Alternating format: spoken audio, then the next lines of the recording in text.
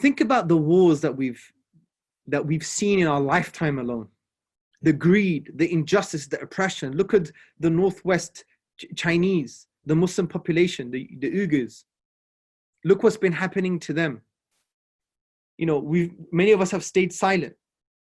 Many of us have done something, but maybe not enough. There's so much injustice and corruption and the destruction of the natural order, the poisons that the seas are being filled with, all the chemicals, and the kind of destabilization of the natural order. I don't even have to go into detail. You know what's been happening around the world. Unless you've been living on Mars, then you have no choice but to understand that there's injustice, there's greed, there's oppression, there's corruption, and there's the destroying of the natural order. And maybe COVID-19 is a wake-up call for us to understand that it's time for us to change. Because Allah says this in the Quran, in chapter 30, verse 41. Corruption has spread on the land and sea as a result of what people's hands have done, so that God may cause them to taste the consequences of some of their deeds, and perhaps they may return to the right path.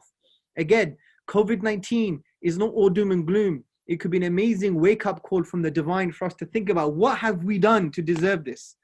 And that should instill some kind of an awakening so we could start turning back to Allah. Turning back to Allah.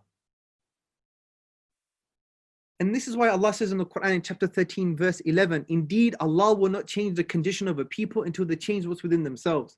Now, people think that this primarily means that if you're in a negative state, you get into a positive state if you change what's within yourself. No, actually, the primary tafsir, the exegesis of this verse is that if you're in a state of goodness and mercy, it would change to something negative if you start sinning more and you start transgressing, basically. And this is very powerful because Allah starts here, He makes the default mercy. But the way we explain this verse, we make the default to be the antithesis of mercy. We're saying, well, if you're in a negative state, you want to change, you want to get into a positive state, individually and socially and nationally, then we need to change what's within ourselves, get better. No, that makes the default negativity. But Allah is saying, no, if you being in a state of mercy and grace and things are flourishing, that's not going to change unless you change what's within yourselves, unless you start sinning and transgressing. So maybe we've entered this negative phase and we've moved away from the phase of mercy and grace because something's changed within us. We became arrogant. We started to oppress. We were unjust. We were greedy. We engaged in war. Or we were silent spectators. We didn't do enough.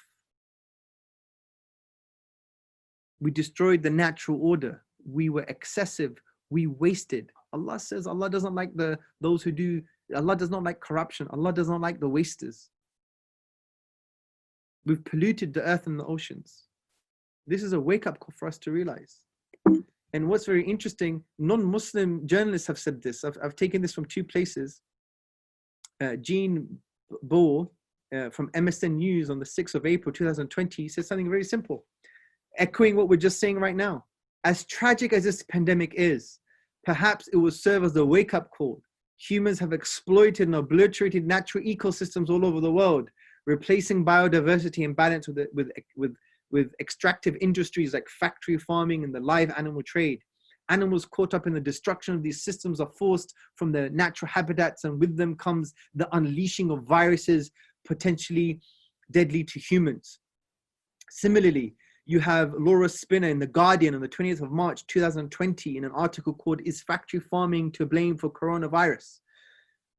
She says, it is true, in other words, that an expanding human population pushing into previously undisturbed ecosystems has contributed to the increasing number of zoonoses, basically viruses that come from animals, human infections of animal origin in recent decades. That has been documented for Ebola and HIV, for example. But behind that shift has been another in the way food is produced. Modern models of agribusiness are contributing to the emergence of zoonoses. So exactly what we do, if we're unethical, if we're not following divine guidance, this is what's going to happen. It is inevitable that this is going to happen. And that's why as a Muslim community, we must be closer to divine guidance, the Quran and the prophetic way, and the understanding of our scholars. And we need to also be people who command the good and forbid the evil. This is where we're going to get success. Allah says in the Quran, let there rise amongst you a group of people that would call to the khair, call to goodness. They command the good and they forbid the evil, and it is they would have success. If we want success, we need to call to goodness, command the good, forbid the evil, forbid injustice, forbid corruption, forbid polytheism, shirk, forbid evil, forbid oppression, forbid the destabilization of the natural order, forbid excessive greed, forbid destroying the natural world and not maintaining the balance. Forbid these things. Once we start doing these things, then maybe we return to our state of mercy and grace. If we continue the injustice, the oppression, the war, the killing, the greed, then it's exactly what Allah said. It's exactly what Allah said. Maybe this has happened because of what our hands have earned.